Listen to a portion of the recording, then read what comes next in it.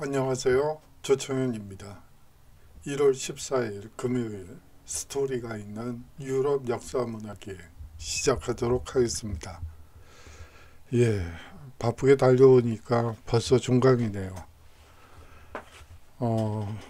이제 종강인데 뭘 수업을 할까 고민을 하다가 이 크리스마스 휴전이라는 이 주제를 가지고 이 전쟁과 이 관광이라는 어떻게 보면 좀 어울리지 않을 것 같은 주제인 것 같긴 하지만 한번 그런 주제를 가지고 수업을 진행하도록 하겠습니다.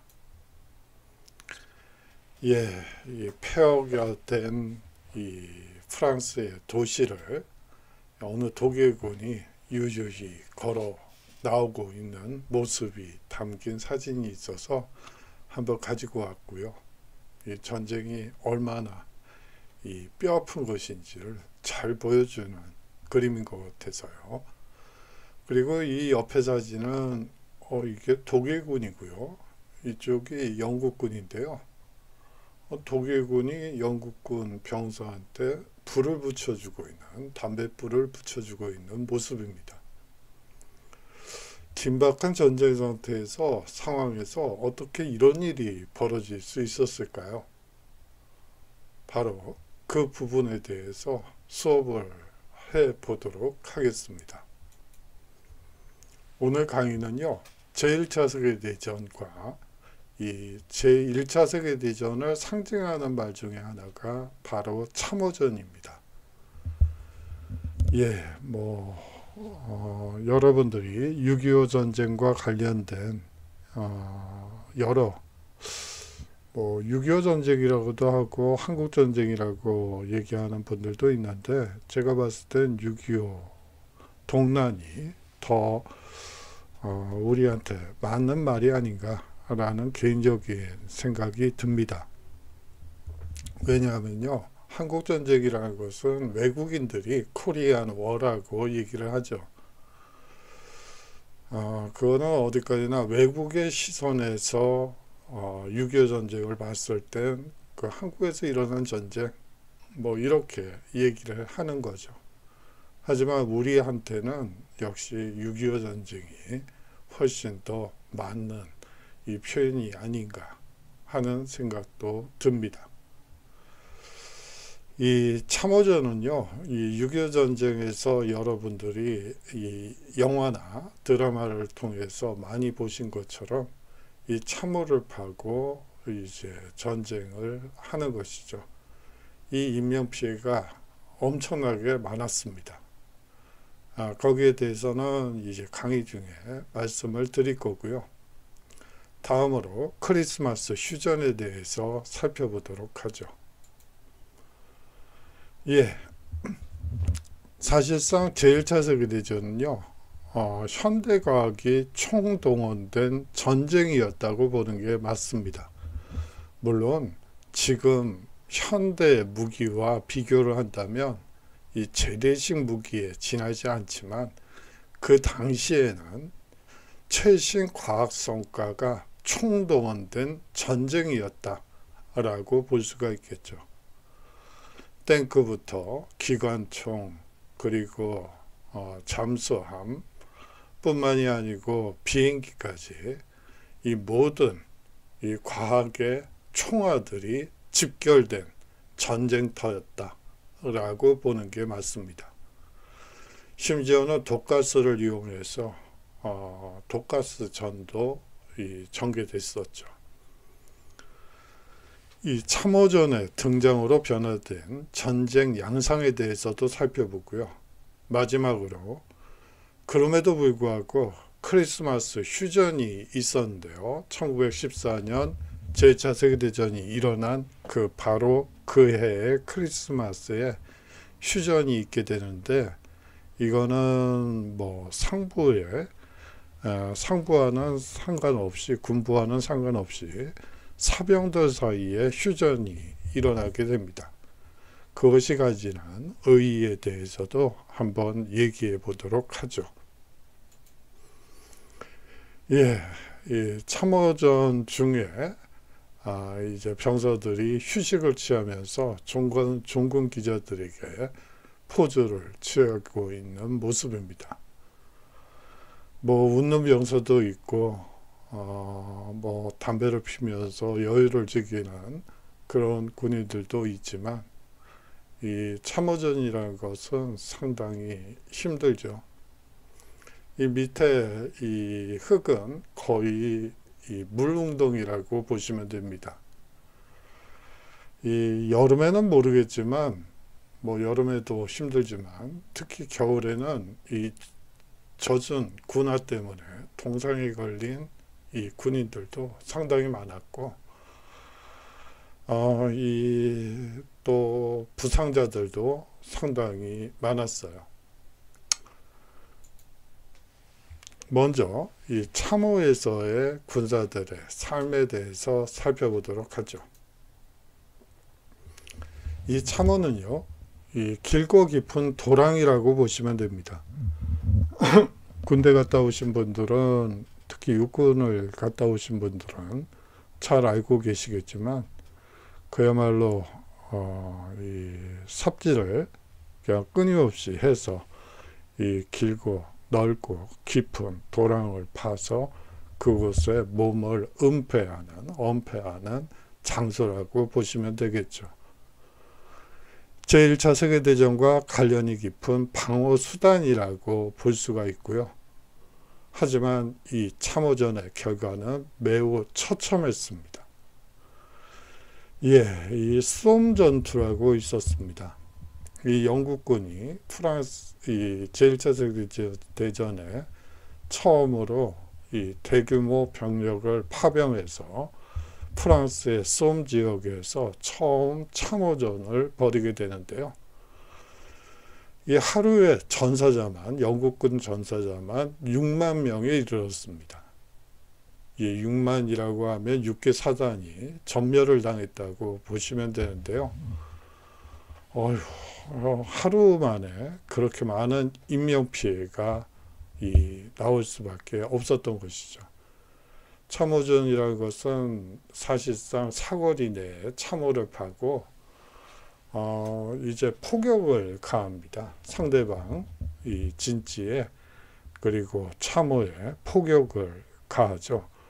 그 뒤에 이제 백병전이 벌어지게 됩니다. 정말 무서운 전쟁터라고 밖에 다른 말이 필요 없을 것 같습니다. 이 군견이 이 시기에 이제 대거 등장하게 되고요. 또 이 사병들이 정조준 사격 자세를 취하고 있는 모습입니다. 사실상 이 서부전선은요, 이 참호가 그야말로 도처에 널려 있는, 그야말로 다시 말하면 참호투성이의 이 서부전선이었습니다. 제1차 세계대전 중 주로 독일 군대, 프랑스, 영국 및 미국 연합군 간의 전투가 이루어진 프랑스 북부와 벨기에가 위치한 서부전선에서 이 참호가 대대적으로 이용됩니다.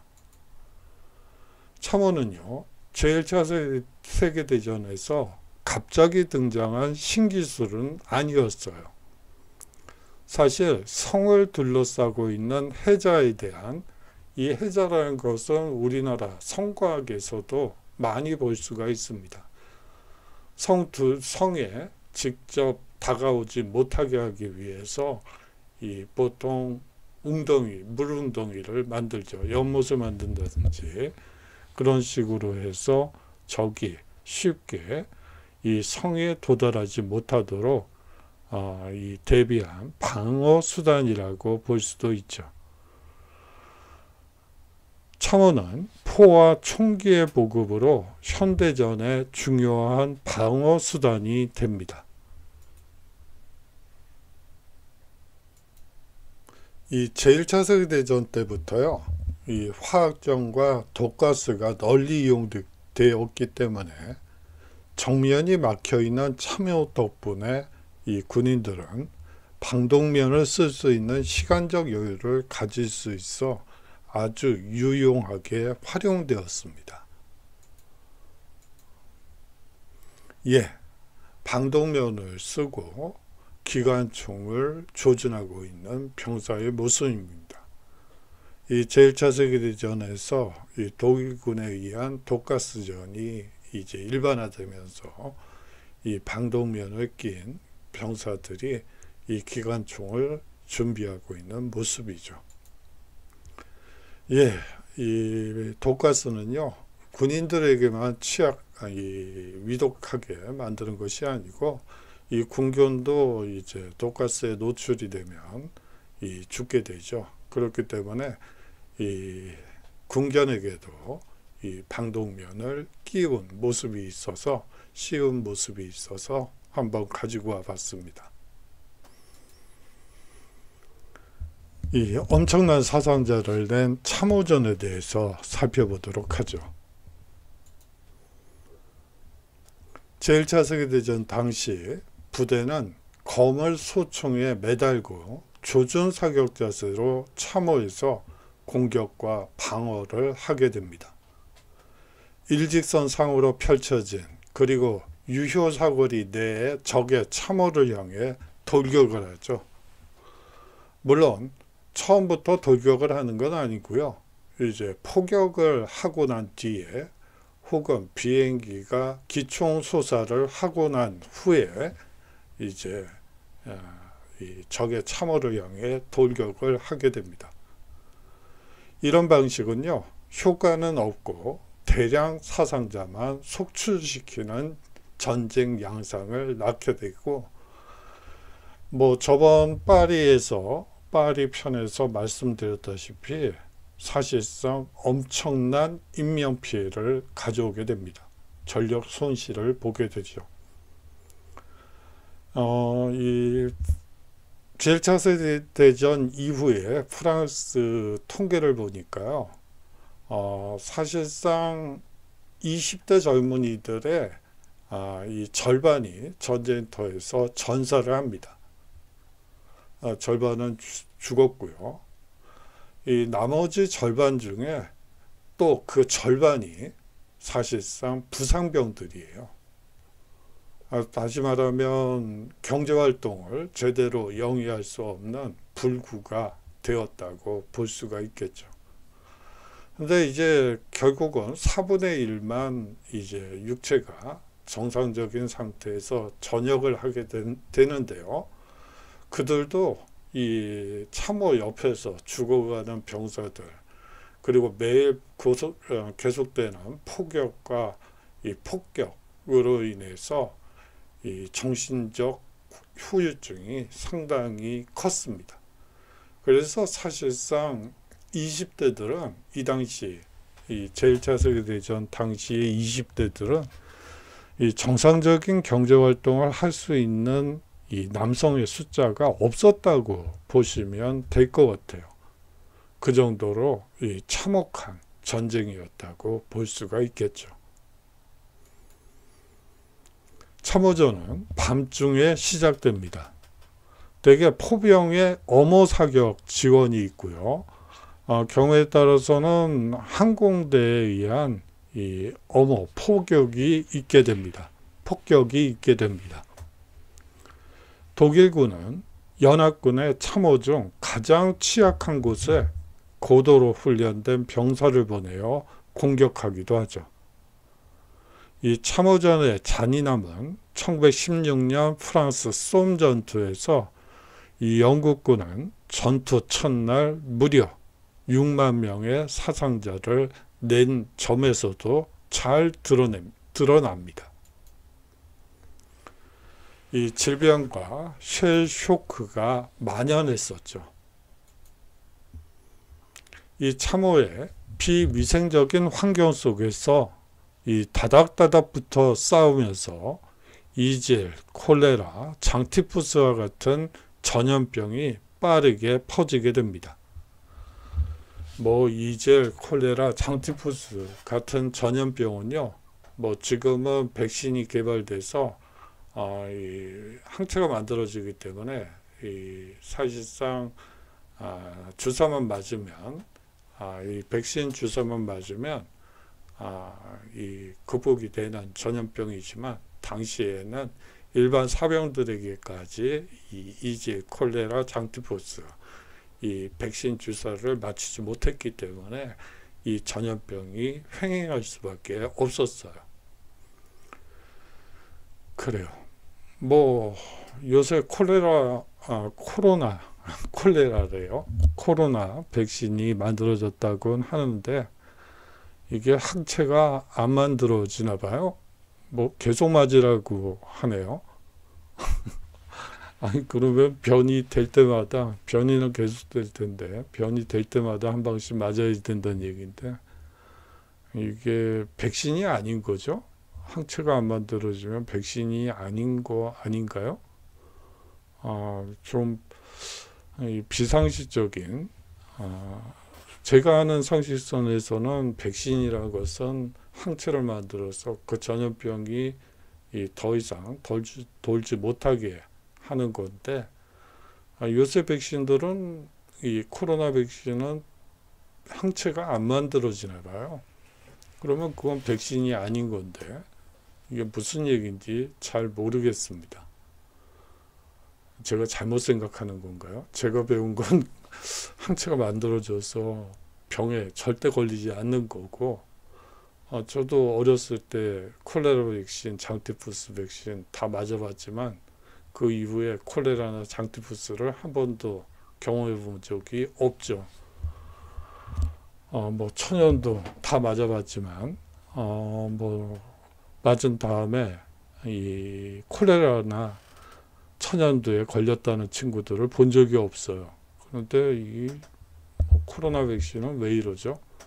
잘 모르겠습니다. 전문가가 아니니까 거기에 대해서 왈가왈부할 그런 입장은 못 됩니다만 뭐 좀 그러네요.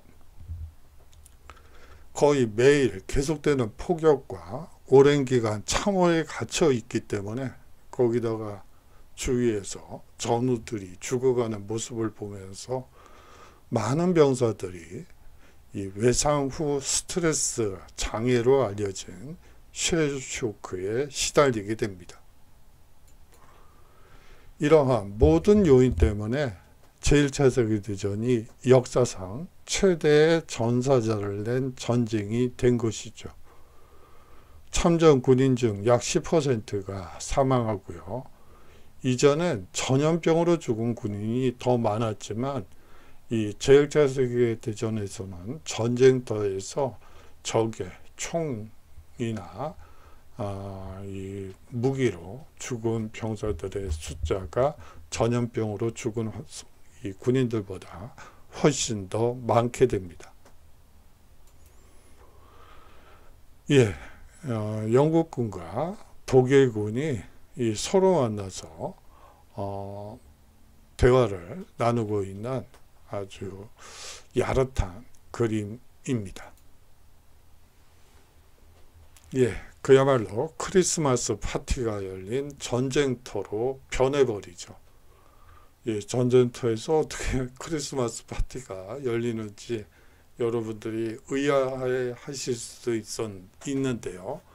뭐 사실상 이 크리스마스 파티가 서부전선에서만큼은, 그리고 일부 기록에 의하면 동부전선에서도 그 러시아와 독일이 싸웠던 이 동부전선에서도 있었던 것으로 보입니다. 1914년 12월 7일 교황 베네딕토 15세는요, 이 크리스마스를 축하하기 위해 휴전을 제안하게 됩니다. 참전국 수뇌부들은 이 교황의 휴전 제안을 공식 거부하죠. 반면 이 참호에 있던 군인들은 자체적으로 휴전을 선언하게 됩니다. 예, 그야말로 항명사태가 일어났다고 볼 수가 있는 거죠. 이 군 수뇌부들은 이 교전을 하라고 명령을 내렸는데 이 일개 사병들이 이 자체 휴전을 선언했던 것입니다. 이 크리스마스 휴전은 1914년 크리스마스 무렵에 이루어지게 됩니다. 1914년이라는 시기가 중요하죠. 바로 이 제1차 세계대전이 일어났던 바로 그 해입니다. 사실 군인들이 전쟁터에 끌려갔을 때 곧 전쟁이 끝날 거야.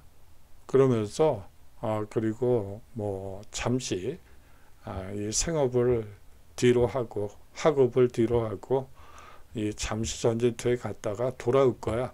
이런 가벼운 마음으로 군대에 갔었죠. 그런데 이 참호전의 실상을 보면서 그야말로 이 쇼크 상태에 빠지게 됩니다. 그렇게 되면서 사실상 전쟁이 1914년에 끝나는 것이 아니구나. 이게 뭐 몇 년이 갈지 모르겠네. 이런 의식들이 커지게 되면서 이 크리스마스 무렵에 큰 변화가 나타났던 것이죠. 제1차 세계대전 중 서부전선을 따라 여러 지역에서 크리스마스 축하를 위해 교전행위가 중단되게 됩니다. 이 비공식적인 휴전 기간 동안 양측의 병사들이 참호에서 나와 이 무인지대에서 친선 교류를 하게 되죠. 제1차 세계대전에서 싸운 많은 독일군과 연합군은 크리스마스 캐롤을 함께 부르고 밴드까지 구성해서 이 크리스마스를 즐기는 모습도 이 신문 기자, 종군 기자들을 통해서 신문 지상에 나오기도 합니다. 이 군인들이 전투 축구를 하고 있는 이 크리스마스 휴전을 계기로 해서 이 영국군과 독일군이 함께 전투 축구를 하고 있는 모습입니다. 크리스마스 새벽이 되자 일부 독일군 병사들은 참호에서 나와 이 영어와 프랑스어로 메리 크리스마스를 외치며 불어로는 주아유 노엘이라고 하는데요. 여하튼 메리 크리스마스를 외치며 무인지대를 가로질러 연합군 참호에 접근하게 됩니다. 이 연합군 병사들은요, 처음에는 적이 우리를 속이기 위해서 이러는 거 아닌가 하는 마음에 두려움을 가졌지만 이 독일군이 무장하지 않은 것을 확인한 뒤 비로소 참호에서 나와 악수를 나누게 되죠. 이 담배와 푸딩 선물을 주고받으며 캐롤을 함께 부르기도 합니다. 일부 독일군들은 참호 주위에 이 크리스마스 트리를 세우고 축구를 즐기기도 하죠. 그 짧은 휴전 기간 동안 일부는 이 무인지대에 흩어져 있던 전우들과 적군의 시체를 수습하기도 합니다. 독일군 중위였던 쿠르트 제미슈의 회상을 한번 들어볼까요? 훌륭하지만 놀랍고도 회개한 일이었습니다. 영국군 장교들도 마찬가지 감정을 느꼈을 겁니다. 크리스마스는 잠시나마 적을 친구로 만들었습니다. 그야말로 훌륭하지만 놀랍고도 회개한 일이었죠. 있는 그대로 잘 표현된 것이라고 느껴져서 한번 가지고 와 봤습니다. 이 크리스마스 휴전에 대한 평가를 한번 생각해 보죠. 이 크리스마스 휴전은요, 이 제1차 세계대전이 발발한 지 불과 5개월 만에 발생했습니다. 이 전통적인 기사도 정신에 따른 마지막 사례라고 보는 사람들이 대부분입니다. 왜냐하면 이후로는 크리스마스 휴전은 없었기 때문이죠. 크리스마스를 온 가족이 모여 한 해를 정리하고 친구들과 오해와 갈등을 푸는 기회로 여겨온 장병들에게 크리스마스 때의 교조는 이해하기 어려웠던 것 같습니다. 개인주의가 강한 영국군이 아닌 전통과 관행을 따르려는 심리가 강한 독일군이 먼저 제안한 것에서 알 수 있죠. 그래요. 이 오래된 이 크리스마스 관행에 어울리지 않는 현대전에 대한 저항이 아닐까 하는 생각도 듭니다. 당시를 증언하는 생생한 기록들을 한번 들어보도록 하겠습니다. 이 만화가 중에 이 영국군 기관 총수로 활약했던 브루스 베언스 파더라는 사람이 있습니다. 이 베언스 파더의 회고를 한번 들어보도록 하죠. 몇 시간 전에 우리는 여기서 서로 죽이려고 사생결단으로 싸웠던 자들과 웃고 떠들고 수다를 떨었습니다. 라고 회고하고 있군요. 로열 워릭셔 연대 제1대대의 동료 병사들과 마찬가지로 그는 이 진흙 속에서 떨며 하루하루를 보냈다고 합니다. 지난 몇 달 동안 깊이 91cm, 너비 91cm에 불과한 참호에 웅크리고 있었던 것이죠. 밤낮 없이 끊임없는 불면증과 공포에 시달렸다고 합니다. 생각해 보세요. 이 옆에 있는 병사들은 이제 이 전우들이 죽어가는 모습들을 보고 이 계속되는 폭격과 이 항공기의 이 폭격을 경험을 하면서 이 제대로 잠을 이룰 수 있는 사람이 몇 명이나 될지 의심스럽죠. 거기다가 이 보급품이라곤 오래된 비스킷과 눅눅한 담배뿐이었다고 합니다. 오후 10시경 느닷없이 이상한 소리가 들렸다고 회고하고 있죠. 저 멀리 들판 너머 어두운 그림자 사이에서 뭔가 중얼거리는 소리를 들을 수 있었습니다. 이 독일군이 크리스마스 캐롤을 부르고 있었던 것이죠. 이후 어둠 속에서 일부 영국군들도 노래를 따라 부르게 됩니다. 우리는 적진 쪽에서 이상한 소리를 들었습니다. 우리 모두는 귀를 쫑긋 세웠죠. 독일군이 다시 소리쳤습니다. 독일군 병사가 독일어 액센트가 섞인 영어로 커먼이라고 말한 것이죠. 병사들은 참호에서 기어나와 이 무인지대에서 만나기 시작했고요. 영국군과 독일군은 전사자의 시체를 수습할 수 있다는 사인을 허공에 총을 쏘아 주고받았다고 합니다. 어느 누구에게서도 증오심은 느낄 수 없었던 것이죠. 휴전 기간 동안 악수와 수다가 오가고 추운 겨울밤에 노래와 담배와 와인을 교환하는 등 엄동설안에도 상부의 명령은 무시한 채 휴전 파티를 즐겼던 것입니다. 크리스마스 이브 무렵부터 서부전선 곳곳에서 휴전이 일어나게 됩니다.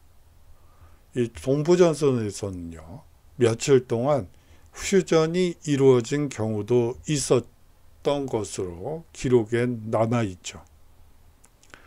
당시 참전 병사들로선 이 지옥에서 맛보는 반가운 휴식이 아니었을까 짐작합니다. 전쟁 초기에는 전쟁이 금세 끝날 것이므로 크리스마스는 당연히 가족과 함께 보낼 수 있을 것이라고 다들 기대하고 있었던 것이었죠. 제1차 세계대전에는 살인 병기들이 대거 등장하게 됩니다. 분당 수백 발을 발사하는 전투 비행기의 대량 생산이 이루어졌던 시기도 바로 제1차 세계대전 무렵이었죠. 거기다가 이 양측의 패전 소식은 병사들의 사기를 떨어뜨려 놓은 결과를 가져오기도 했습니다. 1914년 8월 타넨베르크에서 러시아의 이 완벽한 패배가 있었고요. 그로부터 일주일 후 마른 전투에서 이 독일군이 패배하게 됩니다. 1914년 겨울이 다가오고 이 추위가 닥칠 무렵 수백 마일에 걸쳐 서부 전선이 구축되게 됩니다. 수많은 병사들이 전선의 참호에서 비참하게 살고 있었지만 이미 수만 명이 전사한 뒤였죠. 당시에 수많은 일기와 편지가 크리스마스 휴전을 증언하고 있습니다. 제이 리딩이라는 이 영국군 소총수가 아내에게 쓴 편지가 이 1914년의 휴전 상황을 다음과 같이 묘사하고 있죠. 우리 소대는 크리스마스 이브에 사격선에 있었는데 내 차례였어. 이른 아침에 독일군은 좋은 영어 발음으로 노래하고 소리치기 시작했어. 그들 중 일부와 악수를 했고 그들은 우리에게 담배와 시가를 주었어. 그날 우리는 총을 쏘지 않았고 모든 것이 너무 조용해서 꿈처럼 느껴졌어. 이 또 다른 일기와 편지에도요, 이러한 이 크리스마스 휴전을 상기시키는 여러 이 글귀가 아직도 남아 있습니다. 이 독일군들이 참호 주변에 크리스마스 트리를 촛불로 밝히는 것을 묘사하는 이 일기와 편지도 많이 있죠. 한 독일 보병의 일기에 따르면 영국군은요, 임시 이발소를 만들어 놓고 독일 병사에게 이발을 해주고 담배 몇 개 피를 요구하기도 했다고 합니다. 예, 이 전쟁터에서도 돈이 좀 필요한가 보죠. 담배, 물론 담배 몇 개 피긴 하지만, 여하튼 이 장사 쪽으로는 영국이 아주 발달되어 있다는 것을 상징적으로 보여주는 것 같아서 한번 가지고 와 봤습니다. 이 영국군의 이 존 페르구슨의 회상을 한번 들어보도록 하죠. 제가 앞에서 했던 거를 또 가져왔네요. 이 결과적으로 전쟁도 결국 인간의 일이 아닌가. 이 크리스마스 휴전도 결국 인간이 하는 전쟁이기 때문에 가능한 일이 아니었나. 결론적으로 그런 생각이 듭니다. 영국 축구 선수였던 어니 윌리엄스는 이 훗날 얼음판 축구 경기를 다음과 같이 회상하고 있죠. 공이 어디선가 불쑥 나타났습니다. 어느 진영에서 나왔는지는 모르겠어요. 200여 명이 다 같이 축구를 즐겼습니다. 이 영어와 독일어를 구사하는 독일 중위 쿠르트 제민슈도 이 일기에서 축구 경기를 묘사하고 있습니다. 결국 영국인들은 그들의 참호에서 축구공을 가져왔고 곧 활발한 경기가 이어졌습니다. 예, 이 영국 쪽에서는 이게 어디서 나온 축구공인지 잘 몰랐다고 했는데 결과적으로는 영국 참호 속에서 이 축구공이 나왔고 그 축구공을 가지고 활발한 경기를 한 것을 회상한 독일 측 이 중위의 기록을 통해서 이 영국 쪽에서 나왔다는 것이 드러나는 것이죠. 예, 신문지상에도 이 크리스마스 휴전에 대한 이 보도들이 심심치 않게 나오고 있습니다. 한 예로 1915년 1월 15일 이 아이리시 타임즈에 실린 어느 군인 얘기를 한번 가지고 와 봤습니다. 크리스마스 무렵 우리는 서로 왕래했습니다. 한 번도 경험하지 못한 가장 특별한 크리스마스 축하 행사였죠. 다 함께 모여 전사자를 애도했습니다. 독일 군들은 아주 친절했어요. 라고 이 기고를 하고 있습니다. 이 비공식적인 휴전에 얼마나 많은 군인들이 참여했는가에 관해선 논쟁이 아직도 계속되고 있습니다. 휴전은 소규모이고 승인되지 않았기 때문에 확인할 방법이 없기 때문입니다. 앞서 얘기한 바대로 이 1914년 12월 7일 이 교황 베네딕토는 이 참전국 지도자들에게 크리스마스 휴전을 요청합니다. 적어도 천사들이 노래하는 밤에는 이 총성이 멈출 수 있도록. 그러나 이 탄원은 지휘관들에 의해 거부되죠. 사병들이 크리스마스 휴전을 선언하자 그야말로 지휘관들은 경악하지 않을 수 없었습니다. 영국군 장성이었던 호레스 스미스 도리앤 경은 기밀 메모에 이것은 우리가 점차적으로 가라앉고 있는 냉담한 상태를 예시할 뿐이라고 기록하고 있죠. 앞서 얘기한 것처럼 이 연합군도 이 독일군도 모두 패전을 경험한 상태였죠. 그렇기 때문에 이 침체된 상황에서 나온 하나의 일탈 행위에 지나지 않는다고 이 본 것이라고 볼 수가 있습니다. 이 크리스마스 휴전에 참여한 사병들은요, 군사재판을 받고 처벌을 당했으며 최고사령부는 두 번 다시 그와 같은 일이 재발하지 않도록 일선 부대에 지시를 내립니다. 제1차 세계대전 중 더 이상의 크리스마스 휴전은 없었죠. 1914년에 크리스마스 휴전은 전쟁도 결국 인간이 벌이는 일이라는 것을 모든 이들에게 상기시켜 줍니다.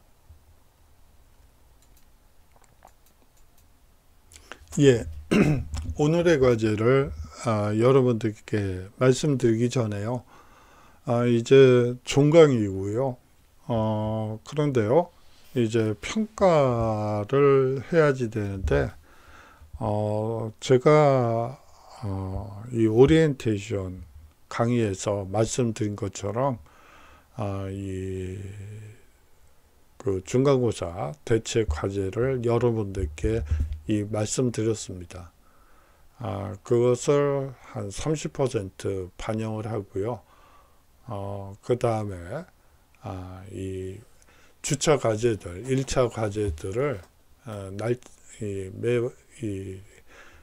이 주차 과제를 또 한 30% 반영을 하고, 그 다음에 출석 점수를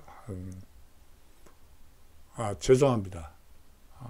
40, 40, 20으로 평가하도록 하겠습니다. 그렇게 하고요. 오늘 과제는요, 여러분들이 한번 여행 기획자라고 스스로 생각하고요. 이 전쟁을 소재로 어떤 관광 상품을 만들지 한번 생각해 보시면 좋을 것 같습니다. 뭐 학생에 따라서는요, 전쟁의 무서움을 상품할 수도 있고요, 평화를 상품할 수도 있고, 전투 지역이나 전개 과정을 소개할 수도 있을 것 같아요. 어떤 것이 되어도 무방합니다. A4 한 페이지 내외로 어느 전쟁을 어떻게 소개할지 정리해 보시면 좋을 것 같습니다. 그런데요, 뭐 이런 경우에 대부분 한국전쟁을 그리고 6.25 전쟁을 소재로 해서 쓰시는 분들이 있는데, 이 동아시아에서 있었던 전쟁보다는, 우리나라에서 있었던 전쟁보다는, 전쟁 말고요, 이거는 빼죠.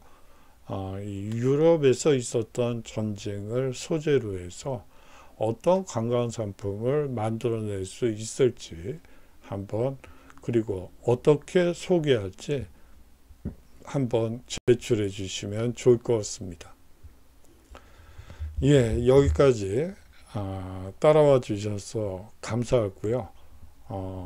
여러분들 이제 계절학기 끝나고 나서 곧 이제 또 방학이 되고, 이제 곧 또 신학기가 시작될 것 같습니다. 물론 3월 1일이니까 많은 시간이 남아 있으니까 여러분들이 이 자신을 개발하는데 중점을 두고 열심히 준비해 주셨으면 좋겠습니다. 뭐 한 가지 더 덧붙이자면요, 요새 고민이 많을 것 같아요. 거의 비대면으로 취업을 하기도 사실상 이 코로나 이후로 어렵고요. 여러 가지로 많은 난제들이 있습니다. 결국은 본인이 잘할 수 있는 일을 해야지 되더라고요. 뭐 제가 이 친구들을 보더라도 그렇고요. 남들이 좋다고 하는 거 따라가다가 허걱허걱거리다가 끝내 도태당하는 친구들도 많았고요. 뭐 지금 뭐 거의 은퇴할 나이긴 하지만 그렇고요. 근데 이제 창업을 하더라도 이제 창업하는 친구들이 많은데, 보통 이제 이게 잘 되더라 라고 들어가는 친구들이 있는데, 그러면 뭐 100중 90명은 상당히 어려워지더라고요. 뭐 그렇지만 본인이 재밌거나 잘하는 것을 사업화하는 친구들은 대부분 뭐 굶어주지는 않고, 뭐 최소한 빚 때문에 허덕허덕 거리지는 않더라고요. 그런 걸 보면서 여러분들도 본인이 잘할 수 있는 것, 본인이 재밌는 것을 찾는 것이 훨씬 더 효과적이지 않을까, 직업을 선택하는 한 방법이 아닐까 하는 생각도 듭니다. 제가 좀 주선에 넘는 소리를 했네요. 제가 무슨 직업 상담소도 아니고 뭐 그렇지만 뭐 친구들, 이제 은퇴 앞둔 친구들하고 이제 술 한잔 마시면서 이런저런 얘기를 하다 보면 뭐 결국은 본인이 잘할 수 있는 일을 하는 것이 가장 좋다라는 것이 뭐 100이면 100 같은 얘기이기 때문에 여러분들께 말씀드렸습니다. 자, 장시간 동안 수업 들어주셔서 감사하고요. 남은 방학 잘 보내시고 건강하시기 바랍니다. 안녕히 계십시오.